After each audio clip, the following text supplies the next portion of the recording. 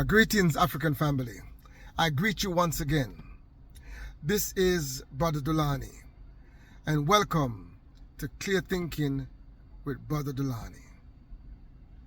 I come to you in the honorable spirit of our great and mighty African ancestors. And I come to discuss with you some issues that's facing our people and to try to bring some clarity. And hence this program is called Clear Thinking with Brother Dulani. So welcome to Clear Thinking with Brother Dulani.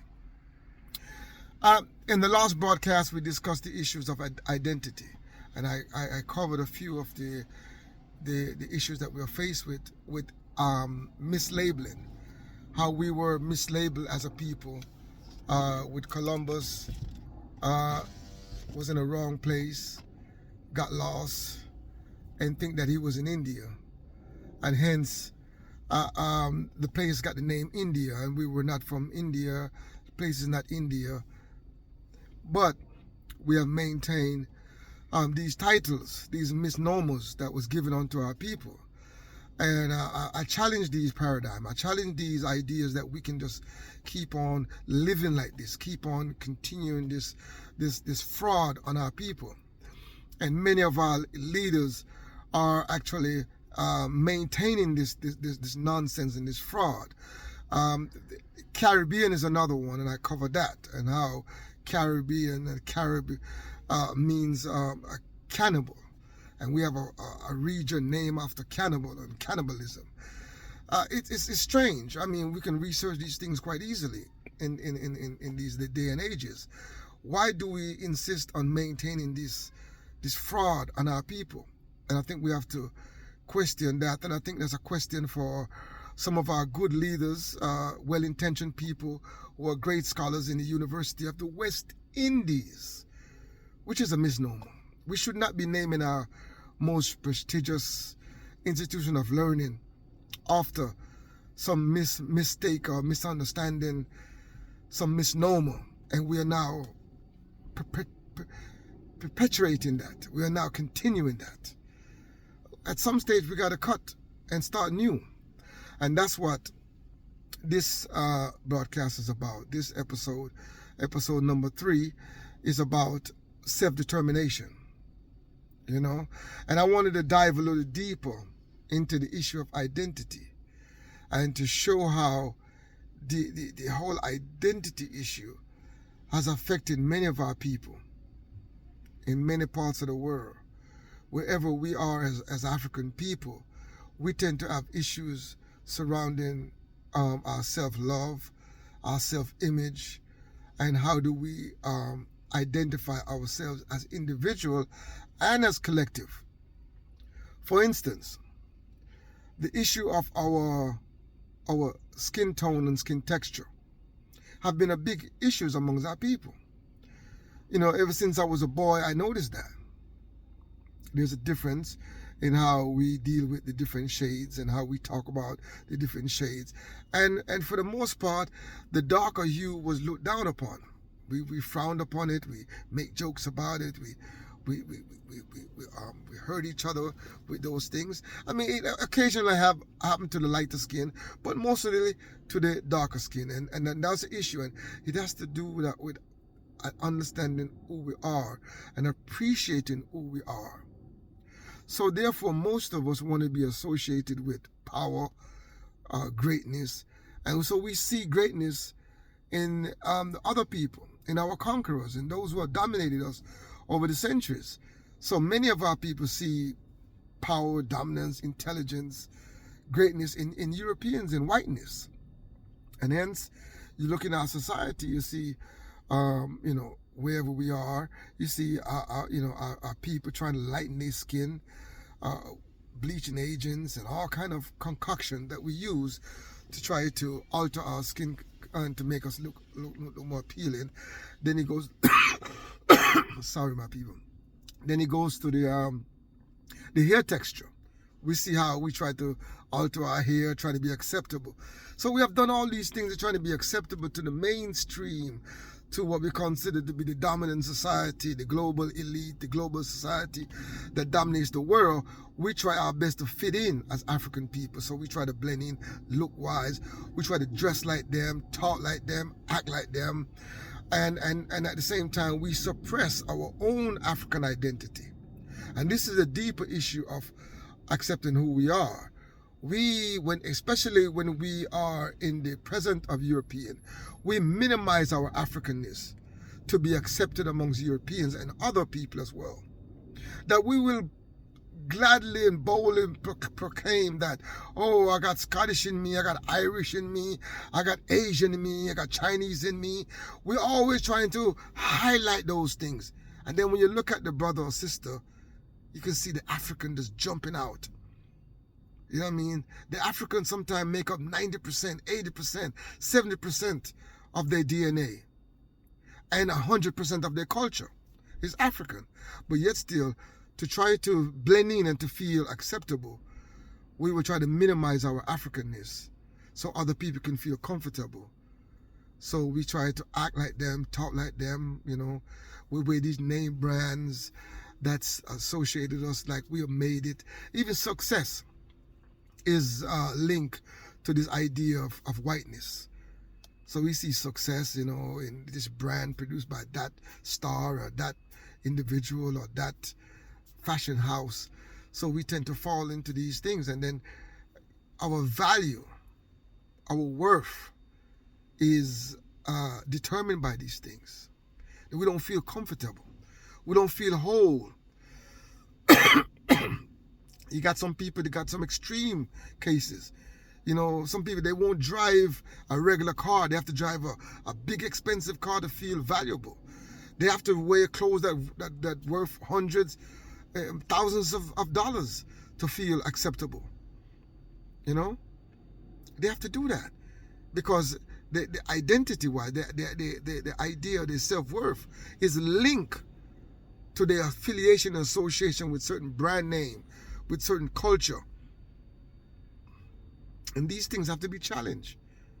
We cannot, as African people, live like this. That's not how we were supposed to live. We are a people that's supposed to self-determine our own destiny. We should be the master of our own destiny. And especially in areas or territories that we control. Any territory that we as African people are in control of, we should determine the agenda. We should set the cultural standard in that territory. For instance, let me take a country like Jamaica.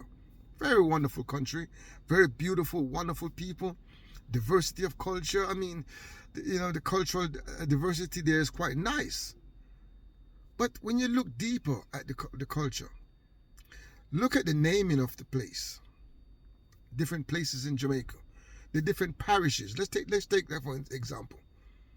We got what 14, 13, 14, depends on how you're doing the counting. They're combining the parishes now, some of them. But if you was to examine the naming of those parish, who are they named after? We got a society that is what 95% African. African is the dominant culture in that society. Remember, we were stolen from Africa. We was brought to Jamaica in chains. Our ancestors was enslaved on that island. Now we have taken over that island, and rightly so. We supposedly supposed to be the victors. We're supposed to be in control of that island, and that island should reflect who we are. It should reflect us as African people, the dominant people now in that society. Therefore, the first order of day is to rename that culture, rename that place to reflect who we are. The 14th parish should be renamed to reflect our history, our ancestors, and our culture. Who is St. Anne? Who is St. Mary? Who is Clarendon? Who is Trelawney? They are not African people. They have nothing to do with the triumph and our struggle and our achievement. Those people represent our oppressors, our enslavers, our colonizers, our downpressers. We should not be honoring them by naming our places after them. None of our roads, our hospitals, our universities should be named after these people. Our monuments, our places of importance should be named after of our ancestors, our people, our African people. That's how we should honor them. And that's just an example of self-determination. We have to be bold enough. Whatever the cost may be to rename and reshape, it may be painful for the first 5 years or so, but after a while, we'll come to accept, the Marcus Garvey Parish. We can understand. We can change St. Anne's name to the parish of Marcus Garvey. What's wrong with that? We can name a parish after Nani, after people in our own culture. And those great Africans that fought and died for us, or some great significant battle that we have fought. We can rename the place. There's no need for us to be maintaining this psychological, cultural, colonial domination of our people. And our neo-colonial leadership should be ashamed of themselves for maintaining this stuff. Many of our schools are named after these oppressors, these enslavers. We got whole towns that's named after people that enslaved our people. Many towns in Jamaica are named after people that enslave our ancestors. That's an insult. We should go into every town. Those great scholars in the University of West Indies, they know all the names of all those towns that was named after enslavers. And they should go and present to the people what these towns are, what they name after, and propose a change. This is called self-determination. We change things. We don't accept things as they are just because we want to go along to get along. We want everybody to be comfortable. But let me tell you something. Enslavement was not comfortable for African people. Colonization was not comfortable. It was a painful process. And some part of our liberation is going to be uncomfortable. And this is another part of it. Our mental liberation sometimes is uncomfortable. But we got to face it. We have to complete this task. We can't continue to maintain this a colonial situation, this colonial mental domination of our people. All those schools named after those people, those enslavers, need to be changed. If we are really serious about self-determination, it is very important. Our society should reflect who we are. Our country should reflect who we are. Just like you can't go to China and name a village after Kwame Nkrumah, or name a village after Nani of the Maroon. It wouldn't make sense. It wouldn't make sense. So in Jamaica, we shouldn't tolerate that. And these are some of the issues that we have to address as a people as we move forward. We have to teach our people the right thing, the right knowledge of who we really are. Sorry, my people, of who we really are, and this is what a lot of these broadcasts will be surrounding, addressing who we are to each other. Now, I want to touch on one final aspect of this issue of identity and self-determination before I close, and this is the issue of naming ourselves. As African people, we should be naming ourselves from our own African history, our own African ancestors. We should not be naming ourselves in honor of our enslavers. African people should not be naming ourselves in honor of our enslavers. Many of us are very proud to be carrying these European names. These European names used to rape, kill, just brutalize our ancestors. Work us from sun up to sundown. And now, after enslavement is over with, we continue to carry on these names, to honor these people. We're insulting our ancestors. We should never name our babies after these people. We need to go and learn our African names. No matter what African language we choose, we can find, even if you have to make up a name, it is important that you determine that name for yourself, not a name that was given to you by your enslavers. The name that we carry, most of us carry, was given to us by our enslavers because we were a property of the enslavers. And sometimes we were actually the offspring of the enslaver. And through the taking advantage of our people during enslavement, the sexual abuse, the rape that took place on the plantation, many of us was born, and the name is passed down. I find it to be very insulting that we can be so proud to be Smith, to be Brown, to be Johnson, you name it. You know, Beckford, one of the biggest plantations in Jamaica. You know, see? And we accept these names. We should never be accepting these names. It should be an insult. And our neo-colonial leadership sit there and reinforce it. They don't want to challenge this paradigm. We have to be honest with ourselves. We're going to move on 25 years, 50 years from now. And all we're going to do is keep reinforcing it, keep perpetuating it. We have to break this cycle. We cannot continue to name our children after enslavers. No other people in the world does that. You don't name a people after your conqueror. You would never catch the Jewish people naming their people after Hitler. People who torture them. Who does that? But this is where identity comes into play. We have to love who we are as a people. We have to appreciate who we are as a people. We have to honor our ancestors as a people. Enough to love ourselves enough is to embrace who we are, our own African name, and even an African language. In our school system that we control, we should be introducing African language alongside the English and the French and the Spanish and whatever our colonizer language were. Because these are colonized languages I'm speaking to you in. But our children can learn new languages. We should teach our children many languages so they can dream, they can sleep and dream in the language of their ancestors. It's very important that we do that. And my people, think about it.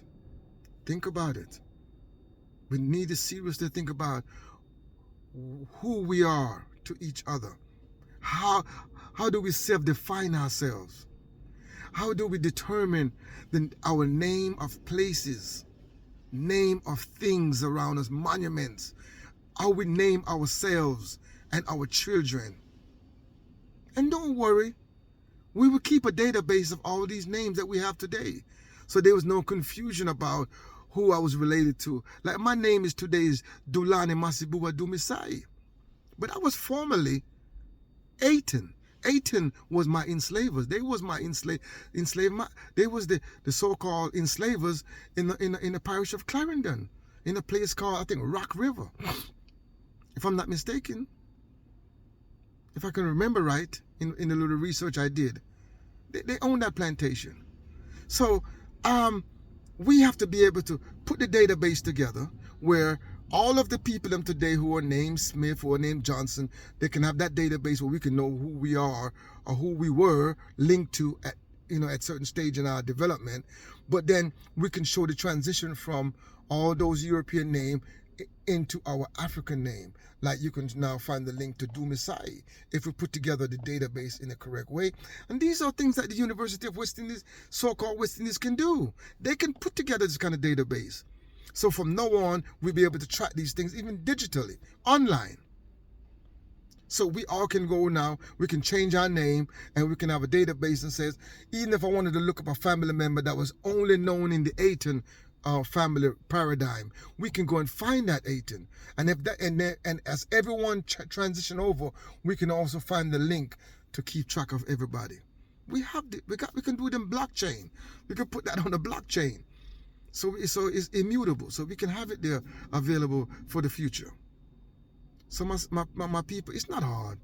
So African family, we have to do better. We have to define who we are.